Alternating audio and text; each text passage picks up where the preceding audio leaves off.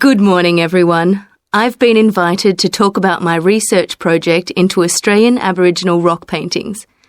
The Australian Aborigines have recorded both real and symbolic images of their time on rock walls for many thousands of years. Throughout the long history of this tradition, new images have appeared and new painting styles have developed. And these characteristics can be used to categorise the different artistic styles. Among these are what we call the dynamic, yam, and modern styles of painting. One of the most significant characteristics of the different styles is the way that humans are depicted in the paintings.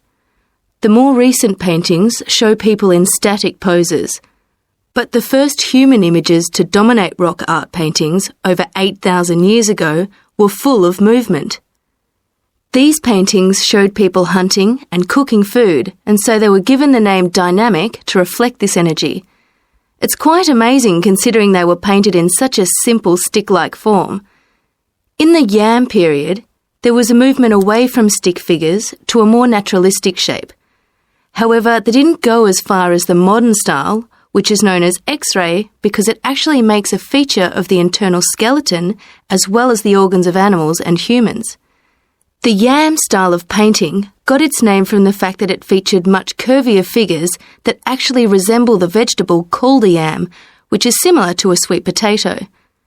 The modern paintings are interesting because they include paintings at the time of the first contact with European settlers. Aborigines managed to convey the idea of the settlers' clothing by simply painting the Europeans without any hands, indicating the habit of standing with their hands in their pockets. Size is another characteristic.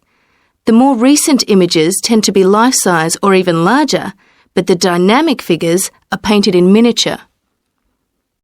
Aboriginal rock art also records the environmental changes that occurred over thousands of years.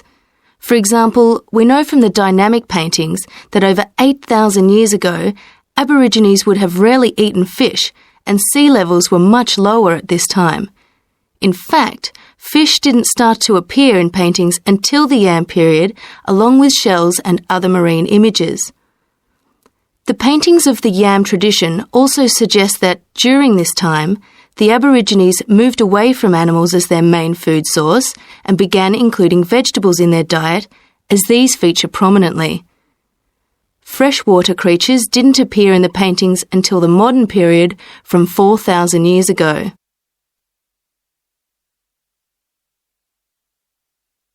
So these paintings have already taught us a lot. But one image that has always intrigued us is known as the rainbow serpent. The rainbow serpent, which is the focus of my most recent project, gets its name from its snake or serpent-like body, and it first appeared in the yam period 4,000 to 6,000 years ago. Many believe it is a curious mixture of kangaroo, snake and crocodile. But we decided to study the rainbow serpent paintings to see if we could locate the animal that the very first painters based their image on. The yam period coincided with the end of the last ice age. This brought about tremendous change in the environment, with the sea levels rising and creeping steadily inland. This flooded many familiar land features and also caused a great deal of disruption to traditional patterns of life, hunting in particular. New shores were formed and totally different creatures would have washed up onto the shores. We studied 107 paintings of the rainbow serpent and found that the one creature that matches it most closely was the ribboned pipefish, which is a type of seahorse. This sea creature would have been a totally unfamiliar sight in the inland regions where the image is found, and it may have been the inspiration behind the early paintings. So, at the end of the Ice Age, there would have been enormous changes in animal and plant life. It's not surprising, then, that the Aborigines linked this abundance to the new creatures they witnessed. Even today, Aborigines see the rainbow serpent as a symbol of creation, which is understandable given the increase in vegetation and the new life forms that featured when the image first appeared.